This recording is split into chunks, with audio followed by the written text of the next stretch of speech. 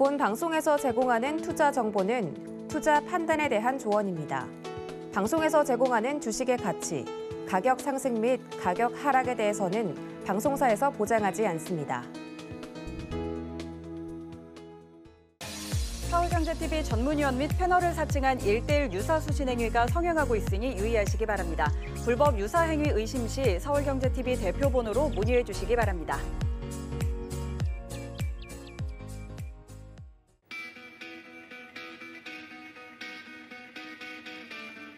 안녕하세요. 고수익 작전 타임의 이수연입니다. 전일 우리 거래소 시장은 한 달 만에 종가 기준으로 사상 최고치를 경신했습니다. 3,250선에 안착하는 모습이었는데요. 이 기관과 개인들이 동반 매수를 해주면서 우리 시장 활짝 웃었습니다. 하지만 코스닥 시장은 반면에 외국인의 매도폭이 크게 늘어나면서 약보합권에서 거래 마쳤는데 그래도 우리나라가 계속해서 이 백신 접종이 가속화되고 있기 때문에 경제 정상화에 한 걸음 더 가까워졌다라는 분석이 제기되고 있습니다.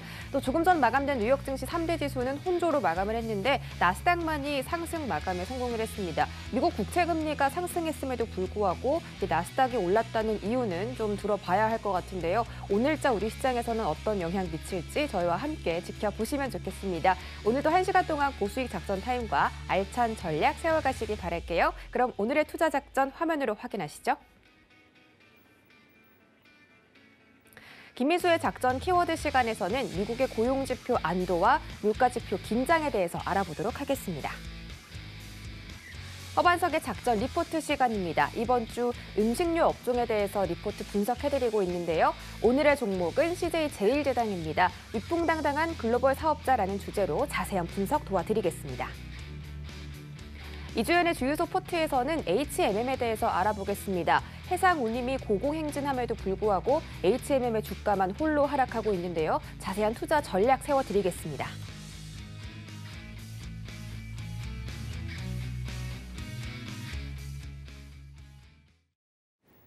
네, 화요일장도 개장하기 전에 알찬 작전들 세워보시기 바라겠습니다. 첫 번째 타임은 김민수의 작전 키워드 시간으로 레몬 리서치의 김민수 대표 만나보도록 하겠습니다. 안녕하십니까? 네, 안녕하십니까? 네, 반갑습니다. 대표님 주말은 잘 보내셨어요? 네, 주말, 월요일도 있었는데요. 그렇죠, 어제는 못 만났잖아요. 네.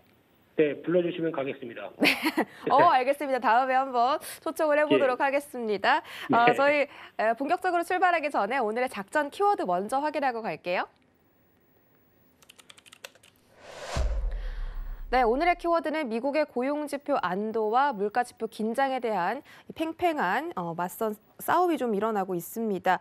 지금 이 미국의 고용지표가 월가의 예상치를 크게 하회하는 성적이 나왔죠. 55만 명대가 나왔는데 앞으로 물가지표가 어떻게 흘러가냐가 이 연준이 테이퍼링을 놓고 진행을 할 것이냐 말 것이냐 이런 문제로 좀 제기가 되고 있습니다. 연준이 가장 중요하게 생각하는 포인트가 완전 고용 그리고 인플레이션 목표 2%잖아요. 근데 이제 시장에서는 인플레이션 이번 수치가 한 3.8%까지 올라갈 것이다. 이런 분석들이 있거든요. 이런 영향들이 우리 시장에는 좀 어떻게 다가올까요? 네, 일단 지금 기조로 보게 되면은 인플레이션 관련된 압력들로 봤을 때 이제 발표될 지금 기준으로 보니까 9월 10일 목요일이 미국의 5월 소비자 물가 지수가 발표될 걸로 보여지고 있는데요. 그렇게 되면 지금 예상하는 수준이 지난 4월 달에 이어서 이번에 지금 들어오는 수치만 본다고 하더라도 상당히 압박이 크게 들어올 수 있는 수치라고는 보여지고 있습니다. 저희가 보통 소비자 물가지수를 따졌었을 때 나올 수 있는 수치보다도 상당히 높은 한 4%대 이상으로 나오기 시작한다고 하게 되면 아무래도 부담감이 높겠죠. 그런데 지금 소비자 물가지수를 구성하는 항목들을 봤었을 때 일단 가장 눈에 띄는 게 4월 달에서도 어떻게 보면 중고차 가격 지수가 급등하다 보니까 그에 따른 압박들이 그대로 개선됐다라고 하게 되면 이번에도 과연 그럴 것이냐라고 봤었을 때 이 부분은 살짝 그때 흐름들과 4월 달과 5월 달의 변화는 거의 크게 달라진 게 없기 때문에 개연성은 상당히 높죠. 그래서 지금 분위기는 생각했던 것보다 얼만큼 물가 수준이 높게 나오느냐 이 부분이 가장 중요할 것 같고요. 그런데 이 부분을 바라보면서 그 정도까지는 나올 수는 있겠지만 그러면 연준이 본격적으로 움직이겠느냐?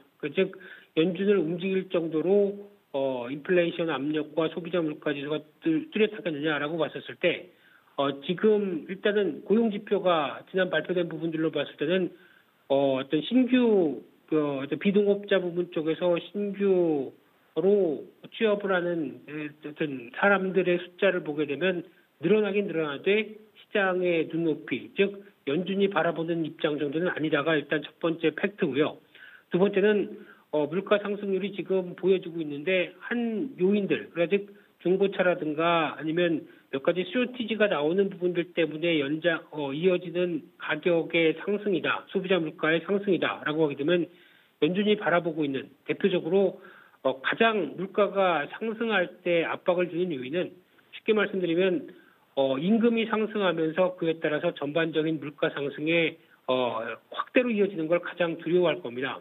근데 아직 고용으로 출발해서 나오고 있는 물가 상승이 임금과 직결될 수 있는 부분 쪽의 상승은 아직은 아니다라고 하게 되면 연준이 움직일 만한 요인이 아닌, 그러니까 즉 몇몇 쇼티지와 함께 발생하는 개별적 요인 때문에 물가가 올렸다고 보게 되면 이 부분은 아무래도 연준의 눈높이에 못 맞출 것 같습니다. 그래서 아마 이번에 발표되는 소비자 물가 지수와 또 다음 주와 연결되는 또 어떤 FOMC 회의에서 테이퍼링을 본격적으로 시작할 것인가라는 부분들인데 그 부분에 대해서 아직 연준의 눈높이 안 맞다라고 하게 되면 제가 보기에는 이번에 테이퍼링의 논의를 시작할 가능성은 한 50% 이하로 보는 게 맞지 않을까 싶고요. 뭐 제가 예측한다고 해서 맞으면 맞을 수도 없는데 또 변화 요인도 충분히 있죠. 그렇기 때문에 일단 지금은 아직까지는 연준의 눈높이에 안 맞는 수치다라고 봐야 될 것 같고요. 그러면 또 연준은 인내할 것이다라는 관점으로 봤을 때 이번에는 아니라 한 8월 정도가 아닐까라고 생각도 있고요. 근데 더 중요한 거는 테이퍼링과 관련된 논의 시작입니다. 그러다 보니까 시작이란 얘기는 물론 이제 오늘 CNN 보고 리포트에서는 오히려 6월 달에 본격적으로 논의를 시작할 수 있다라고는 얘기하고 있지만 제가 보기엔 아닐 수도 있다라고 생각이 들고 있고요. 그렇게 되면은 테이퍼링의 논의 시작은 본격적인 테이퍼링이 아니라 본격적인 테이퍼링은 또 5, 6개월 지나가죠. 그러다 보니까 만약에 이번에 결정을 한다고 하더라도 본격적인 시행은 연말입니다. 그러면 이 테이퍼링이 또 가장 중요한 흐름은 즉 지금까지 양적 완화를 했던 부분들을 규모를 축소를 시킨다는 얘기죠. 그러다 보니까 아직 조금 본격적인 긴축으로도 멀었다는 얘기고요. 그래서 이제 이런 여러 가지 흐름들을 봤었을 때 일단 지금 눈길이 가는 부분들은 테이퍼링의 본격적인 시작은 적어도 올해 말이나 내년 초다라고 하는 쪽을 눈여겨보게 되면 아마 시장 반응은 그럴 것 같습니다. 거기서 나올 수 있는 시장 반응은 지금 테이퍼링에 대해서 두려움이나 아니면 불확실성이나 여러 가지 감정이 교차하고 있는 부분이기 때문에 오히려 연준이 어떤 공식화했다고 해서 시장이 흔들리게 되면 하루 이틀 정도 같고요. 짧게 흔들리고 아니면 오히려 시장이 불확실성을 해소했다라는 관점 쪽에서 또 다르게 반응할 수도 있습니다. 그렇기 때문에 너무 테이퍼링에 대해서 공포감을 갖지 말자. 그런 상황에서 지금 시장의 변동성이 흔들릴 때 그런 흐름들과 함께 약간 주춤한다라고 하게 되면 오히려 비중을 늘리는 게 맞겠다라고 봐야 될 것 같고요. 그런 측면으로 봤을 때 또 몇 가지 이번 주와 관련된 일정들을 보게 되면 6월 9일, 그러니까 내일이 또 중국 5월 소비자 생산자 물가지수가 발표가 되고요. 근데 중국은 지금 어느 정도 컨트롤을 잘 해나가는 입장 쪽에서 이 부분이 발표가 서프라이즈하게 나올 수도 없을 것 같고요. 나온다고 하더라도 시장의 반응이 급격하게 나올 상황들은 좀 적지 않을까 생각이 되고 있고 또는 6월 10일 날 목요일 날 같은 경우는 22 통화정책회의입니다. 그러다 보니까 여기서도 지금 가장 빠르게 좀 움직였던 쪽이 지금 이제 캐나다 쪽이죠. 캐나다 이후에 22도 약간 통화정책회의에서 이런 부담감을 얘기할 수 있겠는가라는 쪽인데 아직 22는 연준보다 좀 더 늦지 않을까라는 것 쪽에서 너무 빠르지는 않을 걸로 보여지고 있고요. 그밖에 더 중요한 게 이날은 오히려 선물옵션 동시만기일 국내 쪽이죠. 이쪽에 따라서 아마 이제 빠르면 이제 오늘부터라도 어떤 시장의 변동성을 점진적으로 키울 수 있는 요인이다라는 쪽에서는 눈길이 가고 있는데 그런 것들 쪽에서 이 동시만기일, 특히 지금 기점에서 눈여겨볼 부분들은 일단 선물과 현물의 차이가인 베이시스가 이제 과거에 시장이 불확실하면서 나왔던 부분들이 오히려 개선 쪽으로 나가기 시작하면서 선물이 높고 현물이 낮은 수준의 콘덴코 쪽으로 바뀌기 시작하게 되면 지금까지 쌓여왔던 프로그램 매도 잔고가 청산이 되는 쪽으로 나오겠죠. 그렇게 되면 프로그램 매수가 들어옵니다. 이런 부분들 때문에 시장을 끌어올릴 수 있는 요인이 되는지 이 부분이 또 하나 중요하게 확인해야 될 부분들인데, 그러면 외국인들이 이를 생각하면서 선물을 계속 매수를 확대하면서 이런 변화가 계속 이어질 것인가를 가장 중요하게 봐야 되겠죠. 그렇기 때문에 이런 기조 확인하게 되면은 오히려 이번 선물 옵션 동시 만기일이 생각보다 어떤 상승폭을 좀 키울 수도 있는, 즉 프로그램 매수와 함께 변화가 나올 수도 있겠다라는 쪽은 살짝 눈길이 가는데, 모르죠. 이걸 외국인들 마음이 어떻게 될지에 따라서, 전략이 어떻게 될지에 따라서 다른데, 그런 변화의 요인들은 충분히 들어와 있다라고 봐야 될 것 같고요. 그 밖에 또 이날 옐런 재무장관의 의회 증언도 있는데, 이분이 지금 최근에 성향을 보게 되면 일단 지금 정책적인 부분, 과거에는 정책적인 금리에 대해서 초점을 맞췄던 입지였다고 하게 되면 지금은 재무장관이다 보니까 일단 금리가 변화가 된다고 하더라도 미국 경제는 크게 영향이 없을 것이다라는 쪽 강조할 거고요. 게다가 아마 인플레이션 압력에도 불구하고 인프라 투자는 계속 해야 된다는 입장 쪽에 의회 증언이 나오지 않을까 하는 쪽에서 좀 더 인프라 투자와 관련된 부분들을 당기려고 하는, 즉 공화당과의 협의를 계속 앞당기려고 하는 모습들이 나오지 않을까로 생각을 하고 있고요. 그 밖에 또 6월 11일 날 금요일 날 같은 경우는 한국의 10월 달 10일까지 수출입 동향들이 있습니다. 그러다 보니까 5월도 괜찮았고 6월도 이런 수치 계속 이어갈 것이냐에 대해서 시장은 또 많이 바라볼 걸로 보여지고 있고, 그 밖에 6월 소비자 심리지수가 발표되다 보니까 또 내수 소비주를 계속 견인할 수 있는 원동력이 될 것인가도 한 번쯤 눈여겨봐야 될 것 같고요.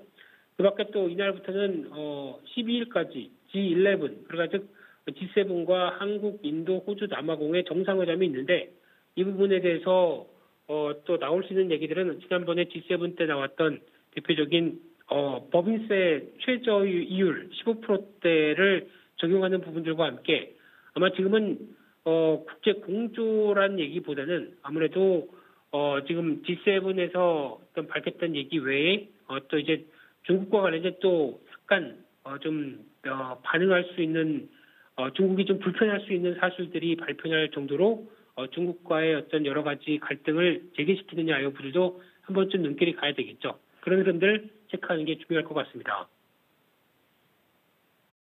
네, 이번 주에 체크해야 할 이슈들이 굉장히 많은데 이런 부분들 다 짚어주셨고, 이 시장에 대해서 변동성이 점진적으로 확대될 가능성이 있다. 또 이번 주 목요일에 앞두고 있는 선물 옵션 동시 만기일에는 오히려 매수세가 들어올 수도 있겠다라는 점들 체크해드렸습니다. 저희 두 번째 작전 키워드 바로 확인해 볼게요. 네, 두 번째 작전 키워드는 올해 증시 스타는 원전 관련주라는 주제입니다. 원전 관련주들이 최근에 폭등세가 높아지고 있습니다. 전거래일에서도 상한가에 도달한 대부분의 종목들이 다 원전 관련주였고요. 한미 정상회담에서 원전 관련 동맹을 맺었고, 또 이 정부와 한국수력원자력이 체코 원전 수주전에 참여를 하게 되면서 전거래일에서 관련주들이 굉장히 많이 올라왔습니다. 그런데 앞으로도 원전 수주가 높아질 수 있다라는 분석 때문에 앞으로 추가적인 상승이 나올 수 있는지, 이런 부분들 시청자분들께서 많이 궁금하실 것 같거든요. 우리 대표님은 어떻게 보시나요? 네, 최근에 미국에서는 밈 주식이 강세라고 보게 되면 한국에서의 밈은 원전 관련주가 아닌가 싶습니다. 그럴 정도로 상당히 뜨거운 상황들인데, 일단 많이 소외를 받았던 대표적인 섹터죠. 정부가 탈원전을 한다라고 하게 되면 그에 따라서 관련된 정책 속에서 소외되는 종목들 쪽이 상당히 많았었는데, 대표적으로 원전 핵심 기자재를 생산하는 두산중공업 같은 경우 어떤 매출을 일으킬 만한 요인들이 없지 않느냐, 또 한전기술의 설계기술, 한전 KPS 유지 보수 이런 쪽으로 나오게 되면 이런 실적과 매출에 대한 부담감들이 뚜렷했는데, 하지만 어떤 관련주들의 실적 동향을 보게 되면 두산중공업을 제외하고 일단은 유지 보수를 하는 쪽으로 나와서 부품이나 이런 쪽으로는 상대적으로 실적은 견조하게 유지가 됐었던 측면들이 높습니다. 그러다 보니까 실적이 크게 빠진 것도 아닌데 지금 여러 가지 변화 요인들이 나오다 보니까 이를 재부각하는 관점 쪽에서 가파르게 상승했다고 봐야 될 것 같고요. 그런 측면으로 보게 되면은 특히 이런 부분들이 과거 또 한때 유행했던 대표적인 종목들이죠. 우주항공 종목들도 그랬고 거기다가 또 어떤 뭐 비트코인 관련 쪽의 종목들도 그랬고 그런 한때 모멘텀이 부각되다 보니까 와 지금은 이거 아니면 안 돼라는 쪽으로 매수자가 몰리는 관점들이 나왔을 뿐이고요. 이게 지금부터는 정확하게 어떤 식의 방향을 갈 거인지에 대해서는 조금 더 심도 있게 생각을 해볼 필요가 있을 것 같은데 일단 한미 정상회담 원전 동맹을 맺다 보니까 그에 따라서 일단 미국과 한국은 원전 수주를 할 때 경쟁자였습니다. 근데 둘이 합친다고 하게 되면 경쟁자가 하나 줄게 됐죠. 그런 쪽에서 수주 가능성이 높아졌다는 흐름들과 함께 최근에는 체코 원전과 관련된 얘기들 수주 가능성이 높아졌다라고 보여지고 있는데 또 모릅니다. 여기서 지금 기존의 정부가 약간 기존의 대통령이 정권이 바뀌려고 하는 분위기죠. 그렇게 되면은 그대로 체코도 원전을 이어갈지는 모릅니다. 이거는 또 정책적인 분위기이기 때문에 확인을 해야 될 것 같고요. 게다가 또 원전도 친환경 에너지다라는 쪽으로 부각을 받고 있는데 왜냐하면 원전에서 나오는 그 원전의 전기를 발생하고 나오는 냉각로를 통해서 수소를 발전시키는 방안에 대해서 지금 프랑스나 미국이나 우리나라 한수원이죠. 여기서도 같이 연구를 하는 부분들이 나오다 보니까 이것도 친환경이다라는 쪽으로 바라보고 있는데 친환경은 친환경일 수 있죠. 왜냐하면 탄소 배출이 그렇게 생각보다 적은 관계로. 하지만 사고가 터지면 친환경이 아니라 이거는 무슨 막대한 재앙이기 때문에 그 부분에 대해서 가장 또 어떤 눈길이 갈 수밖에 없는 부분들이죠. 그와 함께 또 소형 모듈 원자로로 가는 스몰 약자는 모르겠습니다. SMR 그냥 그렇게만 알고 있는데 여기서 이쪽도 빌 게이츠의 재단과 또 워렌 버핏의 어떤 석탄 화력 발전의 부지와 이 결합해서 뭔가 변화를 이끌 수 있겠다는 쪽으로 최근에 트렌드가 되고 있는데 여기서 중요한 게 나트륨을 사용을 해서 냉각을 시키면서 나오는 부분들로 이어지다 보니까 여러 가지 흐름들이 친환경이다라는 쪽으로 바뀌고 있는데 이거는 원래 일본 쪽에서 강점이 있었습니다. 근데 이런 부분들이 좀 더 확대돼서 트렌드로 자리 잡는 분위기다라는 쪽에서 앞으로 원전에 대한 건설이나 각광을 좀 더 받지 않을까라고 바라보고 있는데 게다가 또 우리나라 입장으로 봤을 때는 지금까지는 탈원전이었는데 앞으로 이제 대선이 얼마 남지 않은 관계로 내년 3월이죠.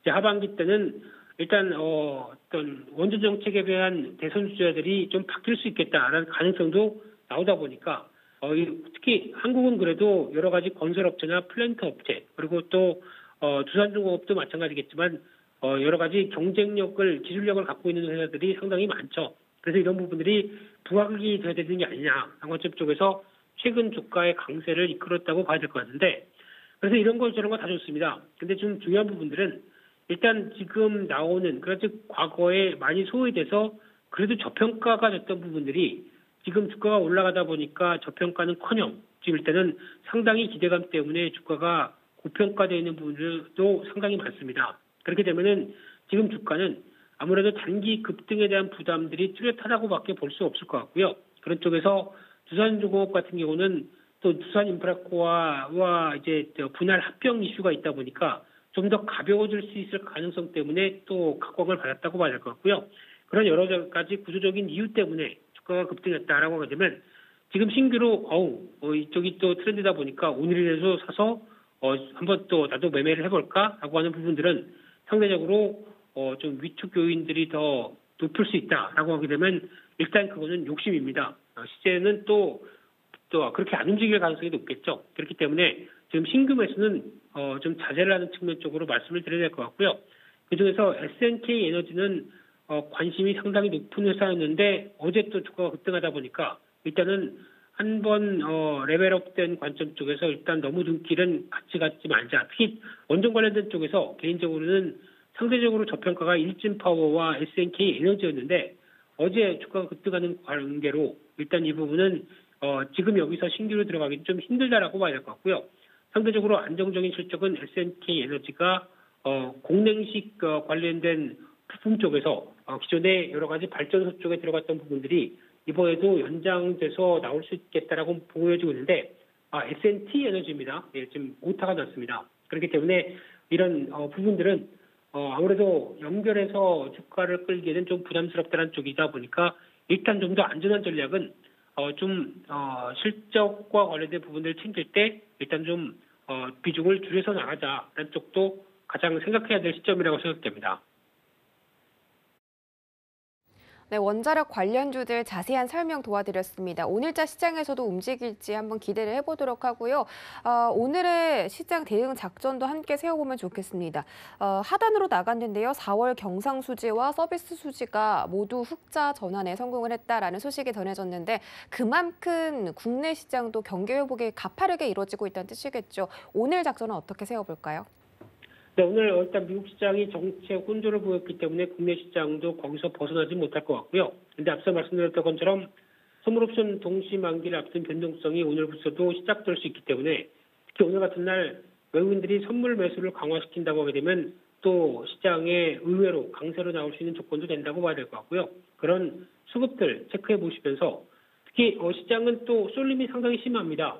특히 한쪽으로, 특히 어제도 섹터별로 원전 관련주 중심으로만 강하게 움직였기 때문에 그런 또 시장에 마음에 드는 입맛에 맞는 쪽으로의 섹터만 강하게 움직일 수 있다고 보도하고 하더라도 하지만 중심을 잡을 필요가 있다고 생각되고 있고요. 그래도 여전히 경기 회복과 나올 수 있는 여러 가지 분야 쪽에서 그동안 좀 소외가 됐었던 경기 민감주도 지금 점진적으로 또 하향되고 또 기간 조정 성격적으로 바뀌어 있는 상황 쪽에서 오히려 그쪽에 대한 비중을 살짝 늘려가는 것과 또 자동차 쪽에서는 이제 보릿고개가 지났죠. 그러다 보니까 나오고 있는 실적 변화에 대한 기대감은 가장 클 수 있겠다는 쪽으로 봤을 때 이런 섹터 쪽으로도 관심을 가지시면서 대응하셨으면 좋겠습니다. 네, 여기까지 시장 대응 작전까지 챙겨드렸습니다. 레몬리서치 김민수 대표였습니다. 고맙습니다. 네, 감사합니다.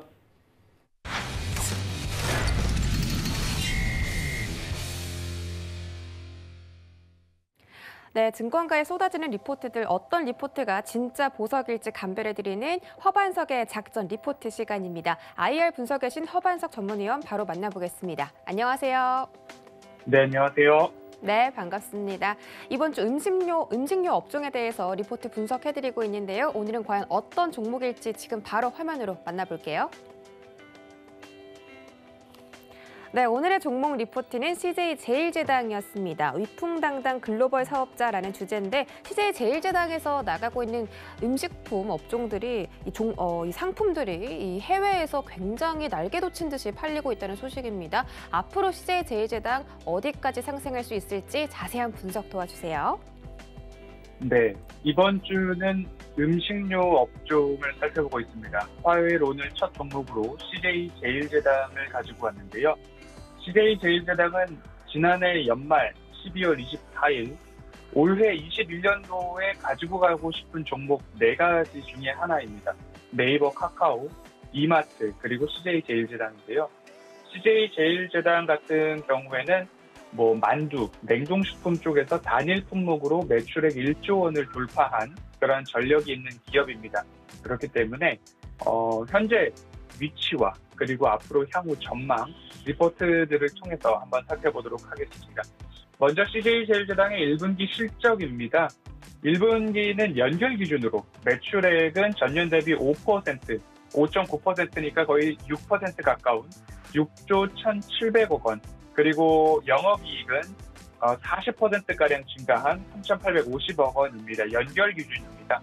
그런데 여기서 택배사인 대한통운의 영업이익을 제외하면 영업이익이 3,423억 원인데 전년 대비 56% 성장치로 집계가 됩니다. 그러면 시장 컨센서스를 넘어가는 모습으로 좀 통계치를 볼 수 있는데 결국엔 CJ 대한통운을 제외한 바이오, 식품, FMC 등의 사업 부문에 있어서의 영업이익은 증가율이 50%를 넘고 있다로 이해를 해보시면 좋을 것 같습니다. 또 하나 별도 기준으로 CJ제일제당의 1분기 매출액은 전년 대비 10% 이상 성장한 1조 6,200억 원, 그리고 영업이익은 전년 대비 34% 이상 성장한 849억 원으로 별도 기준으로 나오고 있습니다. 그리고 이 부분들을 조금 더 세분화해서 보면 바이오 부분은 전년 대비 601억 원 증가, 식품 부분은 전년 대비 601억 원 증가, 바이오 부분은 전년 대비 60억 원 증가, 그리고 사료나 첨가제에 관련된 부분들은 영업이익 직전 분기 대비 433억 원 증가치로 잡히고 있습니다. 이런 것들을 봤을 때 CJ제일제당이 2분기는 어떨까 이런 부분도 보시면 좋겠는데요. 2분기 가이던스를 미드 투 하이 싱글로 제시를 했습니다. 그리고 전사 영업이익률 8에서 9%, 다만 대한통운을 제외한 영업이익이라는 부분 참고해 보시면 좋을 것 같습니다. 미드 투 하이 싱글이라는 것은 싱글 한 자릿수죠. 그리고 로우는 5% 미만, 미드는 5% 안팎, 그리고 하이는 5% 초과.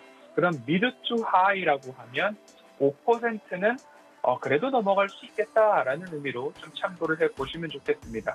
바이오, 사료 첨가제 관련된 부분이죠. 곡물가가 상승하고 있고 돼지 사육 두수가 지속적으로 증가하고 있는 가운데 좋은 영향을 받을 수 있다라는 부분이고요. 식품 첨가제 하면 결국엔 핵산 이런 부분으로 인해서 수요가 증가할 수 있는 그런 부분으로 저는 코로나19 이후에 CJ제일제당을 끌고 갈 수 있는 하나의 축이다라는 모습으로 바이오를 말씀드렸고요. 그리고 피드앤케어로 곡물가 상승에 의해서 사료 판가 인상되고 있다라는 모습입니다. 결국엔 사료용 아미노산의 업황은 작년 4분기부터 중국 내 가격 여전히 올라가고 있다. 그리고 올해 1분기 중후반부터 글로벌 가격 상승이 본격화되고 있기 때문에 2분기에 아미노산 관련된 매출은 전년 대비 24% 성장, 그리고 직전 분기 대비도 7% 성장이 전망되고 있고 바이오 사업 부분의 영업이익은 1,200억 원까지 올라올 전망이다라는 예측치 좀 참고를 해보시면 좋을 것 같습니다. CJ제일제당을 말씀드리는 가장 강력한 이유 중에 하나는 간단하게 말씀을 드리면 언택트, 코로나19 시절에는 냉동식품이나 HMR 등 식품사업부에서 수혜를 받고 있습니다. 하지만 컨택트 시절로 돌아오면 방금 말씀드렸던 사료용 아미노산이나 아니면 조미료의 원료가 되는 핵산 이쪽으로도 캐시카우가 될 수 있기 때문에 언택트 시절에도 컨택트 시절에도 모두 다 수혜를 볼 수 있는 아주 유망한 기업이다라는 이야기를 지난해 연말부터 말씀을 드려왔죠. 이러한 부분들을 봤을 때 그러한 영향들이 주가에 고스란히 좀 반영이 되고 있다로 이해를 해보시면 좋을 것 같습니다. 이처럼 다양한 포트폴리오에 그리고 캐시카우를 지닌 CJ제일제당입니다. 그리고 최근에는 곡물 가격, 원자재 가격 상승이 식음료뿐만 아니라 전 기업들의 조금 어떻게 하면 이 부분을 풀어나갈 것인가의 고민거리로 다가오고 있습니다.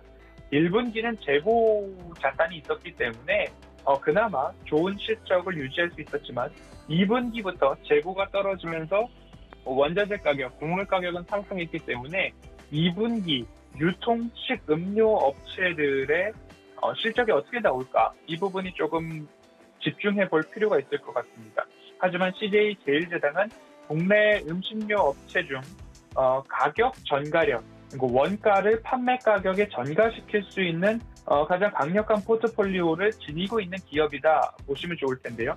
기존 식품 사업이 또한 해외 지역으로 다변화에 성공을 했고, 그리고 아미노산, 사료 축산 사업이 지속적으로 확대가 되고 있기 때문에 사업 포트폴리오의 다변화가 이미 이루어진 기업이다. 그렇기 때문에 예년 대비 국내 내수 시장 의존도가 낮아졌습니다.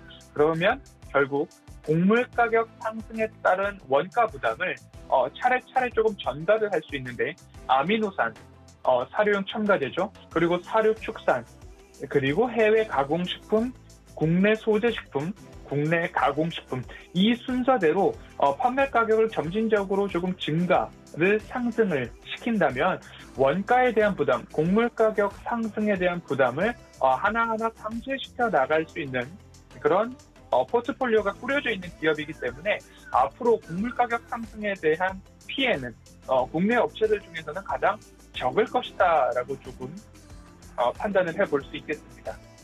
사료용 첨가제인 아미노산에 대한 이야기들을 조금 더 드려야 될 것 같은데요. 중국이 아프리카 돼지열병으로 인해서 돼지 사육 주수가 급격하게 줄어들자 돼지를 많이 키워라, 정부에서 지원을 해주겠다 하면서 돼지 사육을 권장하기 시작했습니다. 돼지를 많이 키우면 돼지가 먹는 사료가 많아질 테고, 그런데 이때 곡물 가격이 올라갔으니까 그 곡물을 모두 다 줄 수 없으니 사료용 첨가제를 혼합해서 주기 시작을 합니다. 그러면 사료용 첨가제 아미노산에 대한 수요가 증가하고 가격까지도 올라갈 수 있는 영향이 있습니다. 옥수수나 대두박 같은 곡물을 모두 다 줄 수 없기 때문에 이 대체성이 높아졌다라는 부분이죠. 곡물 가격 상승이 판매 가격, 판가 인상으로 조기에 전가되고 있는데, 그럼에도 불구하고 여전히 수요가 높기 때문에 CJ제일제당의 이 바이오 부문의 매출액과 영업이익에는 대단히 긍정적이다라고 보시면 좋을 것 같습니다. 1분기부터 이 사료와 관련된 F&C 부문은 가격 인상이 본격화되고 있다라고 이해를 해보시면 좋을 것 같습니다. 그렇기 때문에 CJ제일제당의 매력 포인트를 세 가지로 조금 압축을 해보겠습니다. 첫 번째로는 말씀드렸던 다양한 사업 포트폴리오, 탄탄한 캐시카우 말씀을 드리고 있고요. 국내 가공식품, 해외 가공식품, 그리고 바이오 부분, 피드 앤 케어, F&C, 그리고 소재까지도 포트폴리오가 다양하고 매출액이 탄탄하게 분산되어 있다라는 부분입니다. 국내 가공식품도 한 가지에, 냉동반도 한 가지에만 치우쳐 있는 것이 아니라 육가공, 그리고 냉동식품, 그리고 우리가 잘 이용하고 있는 햇반이라고 하는 밥, 신선수산, 조미료, 소스, 국물류, 장류 등 이 포트폴리오가 좀 넓게 분산되어 있다라고 이해를 해보시면 좋을 것 같습니다. 아래 그래프를 보듯이 이렇게 되어 있습니다. 국내 가공, 해외 가공, 바이오, F&C, 소재의 매출이 20% 내외, 30%, 15% 이렇게 분산이 잘 이루어져 있는 부분이고요. 그리고 국내 가공식품의 매출도 육가공부터 국물 요리까지 15% 내외로 잘 분산이 되어 있다라는 모습을 봤을 때 크게 어느 한쪽에 타격을 받지 않고 글로벌 1위 기업다운 모습을 좀 보여주고 있다라는 모습으로 살펴보시면 좋을 것 같고요. 두 번째로는 곡물 가격을 말씀을 드렸죠. CJ제일제당의 매력 포인트 두 번째는 곡물 가격 상승이 해외의 사업이 다변화되어 있고, 그리고 아미노산이나 핵산 이런 쪽으로도 다변화가 되어 있기 때문에 원가 부담을 판매 가격에 전가하기에는 아주 매력적인 기업이다라는 모습입니다. 그리고 또 한 가지 매력 포인트 세 번 누차 반복해서 말씀을 드리고 있는데요. 글로벌 사업 다변화로 인해서 국내 내수 의존도가 그렇게 높지 않다라는 모습을 봤을 때 중장기적으로는 마진 창출 여력이 높은 기업이다라는 모습으로 좀 살펴보시면 좋을 것 같습니다. 기술적 분석을 조금 해보도록 하겠습니다. 지금 CJ제일제당은 작전 리포트에서 처음 다루는 종목이 아니죠. 지난 3월 10일 수요일에는 제가 스튜디오에서 말씀을 드리는데요. 이날이 3월 10일을 세로선으로 제가 빨간색 라인을 좀 그어보았습니다. 스튜디오에서 CJ제일제당 조금 매력적인 구간에 있습니다라는 이야기를 좀 드렸습니다. 제가 긋는 허반석의 모멘텀 체크리스트 첫 번째죠. 차트상 저위험 구간인가를 살펴봤을 때 저점 구간들을 조금 이렇게 연결을 해볼 수 있을 것 같습니다. 그리고 코로나19 구간은 조금 이렇게 삭제를 해본다라고 하면 이 빨간색 원들을 이렇게 연결을 해보면 추세선이 조금 맞아떨어지는구나를 봤을 때 이 빨간색 동그라미에서 다들 반등이 나왔구나 하면 저위험 구간이다. 낮은 위험에서 차트상 접근을 해볼 수 있는 구간이다 라고 보실 수 있을 것 같고요.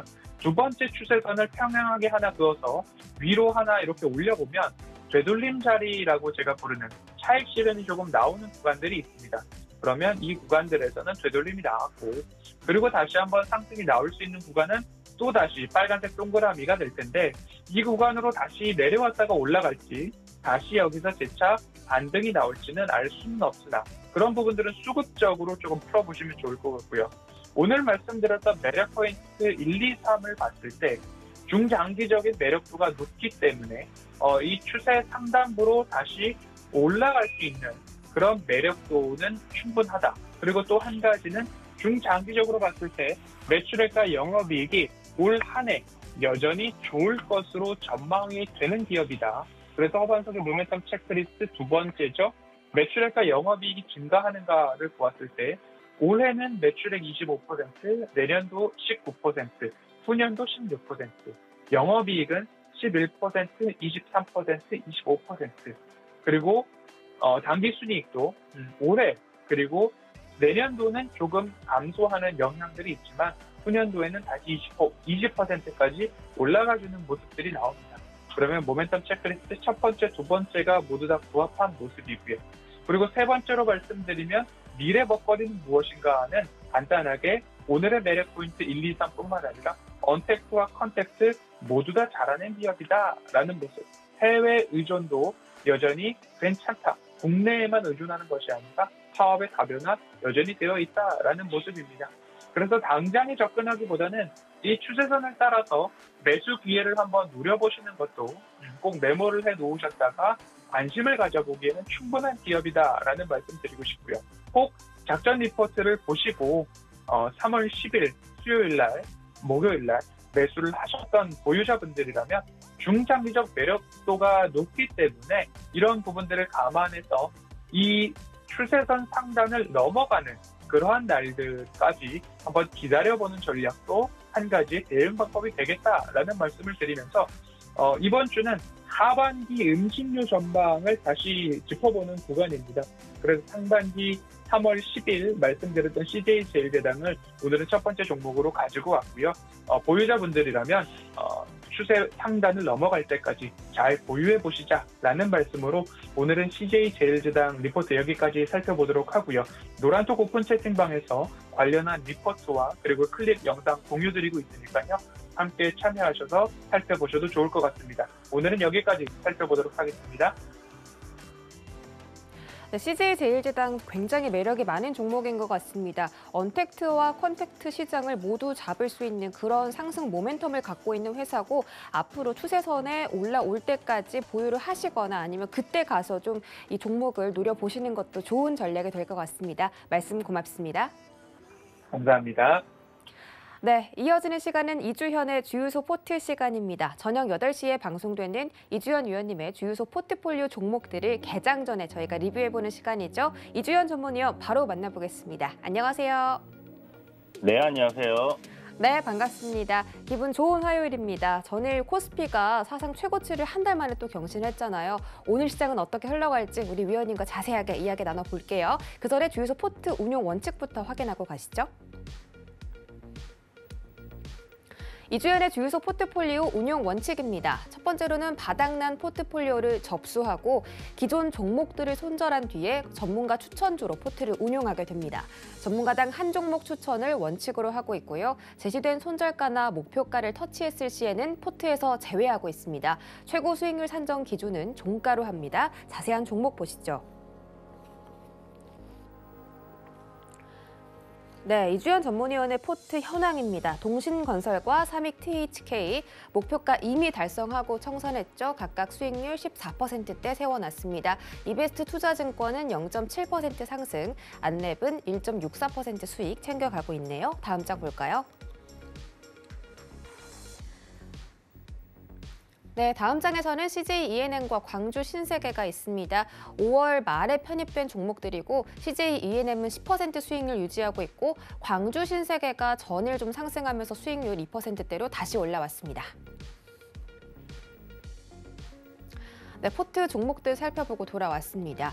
오늘 저희가 좀 다뤄볼 만한 이야기가 흠슬라 이야기인데 HMM의 주가가 전일 6%대 급락이 나타났죠. 이 5월 3일에 떨어졌던 그 하락세와 좀 비슷한데 과연 그 하락을 딛고 다시 상승할 것이냐 아니면 흠슬라의 주가가 이제부터 조정이 시작된 것이냐 이런 부분들이 좀 궁금하실 것 같습니다. 아무래도 기관의 공매도가 좀 거칠게 이어지고 있고 산업은행의 CB 만기까지 좀 다가오고 있어서 앞으로 HMM의 주가 방향이 좀 많이 궁금하거든요. 우리 위원님은 어떻게 보시나요? 네, 뭐 좀 전에 말씀하신 그런 이제 부분 때문에 이제 조정이 나온다라고 봐야 되는 부분이고요. 이제 그 생각해 볼 부분이, 이제 7월부터 2분기 실적 발표가 이제 들어갑니다. 그렇다면, 일단 6월 한 뭐 말까지는, 말부터 해서 이제 좀 이 실적주들은 기대감에 상승할 흐름이 나올 가능성이 좀 높다라고 봐야 되는 부분인데, HMM 같은 경우는 이제 월봉상 5만 원에 이제 저항 구간이 있다 보니까 이 구간에서 이제 차익 실현을 하려고 하는 사람들도 많을 것이고요. 그리고 좀 전에 말씀하신 것처럼 공매도 또 공매도도 꽤나 많이 나오고 있는 부분이고, 그 이면에는 아무래도 이제 이 전환사채에 대한 산업은행의 뭐 차익 실현 매물에 대한 우려감 이런 게 될 겁니다. 제가 이제 뭐 이렇게 좀 기사들을 보면요, 좀 부정적으로 이런 그 전환사채에 대해서 이야기들 나오는 게 뭐 나쁘진 않다라고 생각은 하지만 좀 팩트 체크를 하고 기사를 좀 쓰시는 게 좋지 않겠나라는 생각이 많이 들거든요. 그러니까 이제 지금 기사들 내용을 보면 뭐 전환사채 물량을 산업은행에서 꼭 이거를 뭐 차익 실현을 해야 될 것처럼 아니면 이걸 뭐 매각을 해야 될 것처럼 이런 이야기들이 나오고 있는데요. 뭐 이렇게 그 산업은행이 실질적으로 지금 6월 말에 CB를 가지고 있는 게 한 3천억 정도가 돼요. 그러면 이거에 대한 이제 출회 가능성이 있다라는 우려감인 부분인데, 지금 현재 시세 차익이 이제 액면가 한 5천 원에서부터 이제 이렇게 가지고 있는 부분이기 때문에 뭐 한 2조 한 4천억 가량 된다고 합니다. 그래서 이걸 이제 뭐 주식 전환 후에 뭐 매도가 나올 것으로 이야기하고, 뭐 그런 이유가 이제 결국 그 산업은행 주주들의 뭐 횡령 배임으로 뭐 이어질 수 있기 때문에 이걸 주식 전환해서 뭐 차익 실현을 해야 된다. 뭐 이런 말도 안 되는 이야기를 하고 있어요. 제가 이제 확실하게 말씀드릴 수 있는 부분이, 산업은행의 최대 주주는 기획재정부입니다. 지분의 91.95%를 가지고 있고요. 그리고 기타 주주로는 국토해양부와 해양수산부로 이제 주주가 나뉘는 부분인데, 한마디로 이제 정부 부처들이 최대 주주로 있는 부분이고, 그렇다는 말은 이 산업은행 이제 민간 기업들처럼 수익을 추구하는 목적이 아니라는 거죠. 이 산업은행 자체의 존재 이유가 이제 국민 경제를 위한 이제 국책은행이라는 부분을 다시 한번 생각을 해봐야 되는 부분이고요.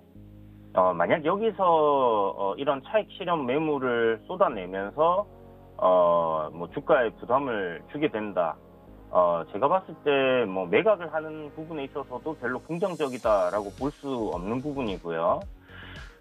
그리고 이제 그렇게 될 경우에 요즘 주식하시는 분들 많고, 지금 현재 매매 동향을 보시게 되면 개인 투자자분들이 굉장히 많이 매수를 하고 있는 종목입니다. 그 말인즉슨 주가가 박살날 경우에는 이 개인 투자자들이 누군가를 탓하고 싶어하는 상황이 올 텐데, 과연 기획재정부와 이제 정부 부처에서 그렇게 물량을 쏟아내게 될 경우 누가 욕을 먹을 것인가라는 부분을 생각을 해본다면, 산업은행에서 쉽사리 이 물량들을 갖다 그렇게 정리를 할 가능성은 굉장히 낮다라고 이렇게 봐야 되는 부분이지 않을까라는 생각이 들고요. 기술적으로 봤을 때 좀 단점적인 부분, 그러니까 지금 현재 안 좋아 보이는 부분들에 대해서 이야기를 드린다면, 2월 달에 이제 21선을 돌파하면서 주가가 쭉 우상향을 해왔습니다. 단기 이평선 정도를 만들어 두고요. 그러다가 어저께 이제 처음으로 이 20일 이평선을 이탈하는 그런 흐름이 나왔는데, 요게 지금 보시는 것처럼 뭐 121선, 60일, 21선에서 이격이 굉장히 크게 이제 벌어져 있던 상황이었습니다. 그리고 저항 구간에 도달을 했기 때문에 조정이 나오는 것은 뭐 굉장히 자연스러운 현상이다라고 생각이 들고요. 앞으로 나올 실적 대비해서 지금 주가 조정이 나온다고 하면 뭐 충분히 좋은 매수 기회로 이렇게 삼을 수 있는 구간이다라고 생각이 듭니다. 요번에 이제 나올 실적 뭐 3조 9천억 정도 컨센이 예상되어 있는데요. 2분기 실적이 지금 투입된 뭐 6척의 선박 16,000 TEU짜리 6척이 추가가 됐고 한 2대 정도 더해서 한 최대 8척 정도가 투입이 될 텐데 일단 임시 선박을 제외하고라도 지금 신규로 투입된 선박들과 5월에 이제 지금 사상 최고치를 경신하고 있는 해상운임 그리고 이제 이 계약이 다시 재갱신되면서 실적은 2월달 사상 최대치를 넘길 가능성이 높다라고 볼 수 있습니다. 그렇다면 3조 9천억에서 아마 2분기 실적이 나오고 나면 컨센이 추가적으로 다시 상향되는 그런 모습들을 보일 수 있다라고 생각이 들고요. 아까도 말씀드렸다시피 이제 6월 말에 12 전환 우려감이 있기 때문에 그 6월 말 지나고 그리고 7월부터 실적 기대감으로 이제 다시 한번 상승을 할 수 있다라는 부분을 생각한다면 주가가 내려오면 내려올수록 굉장히 좋은 매수 기회로 이제 활용을 해야 된다라는 겁니다.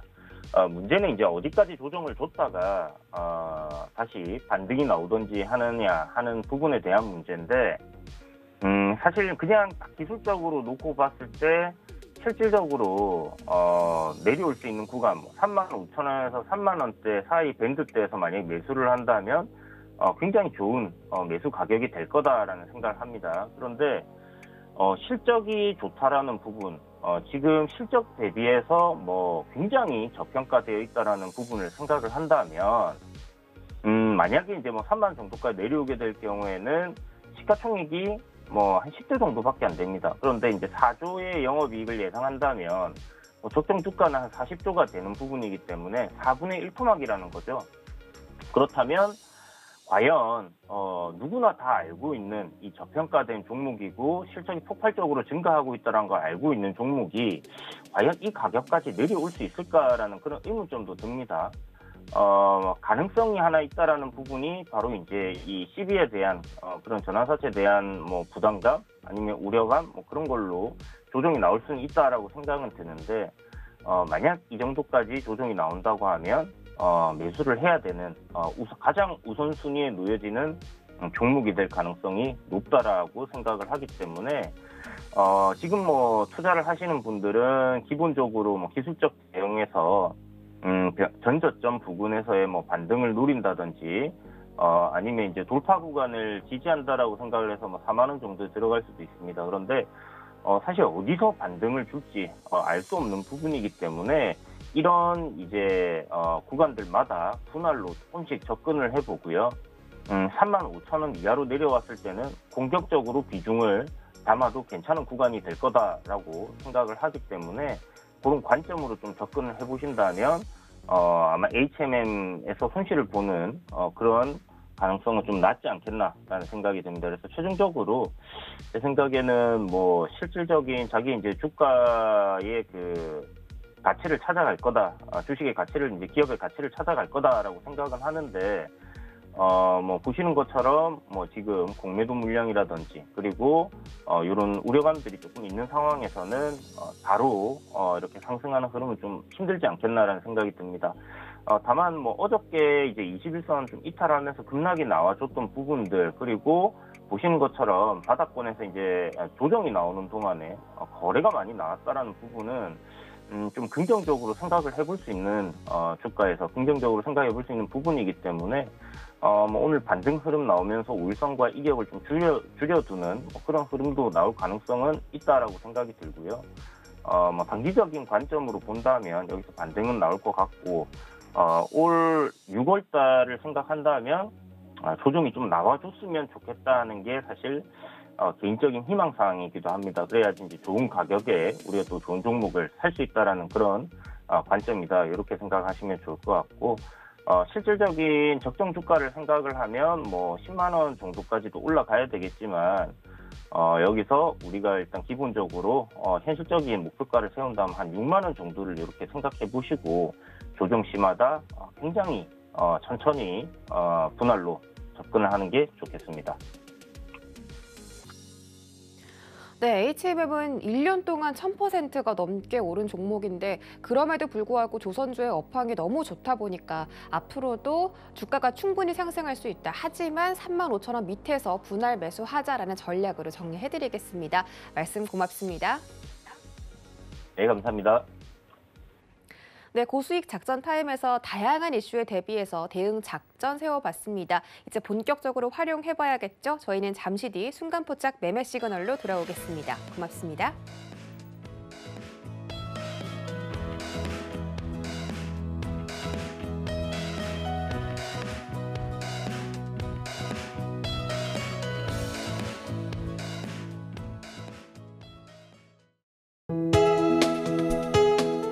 본 방송에서 제공하는 투자 정보는 투자 판단에 대한 조언입니다.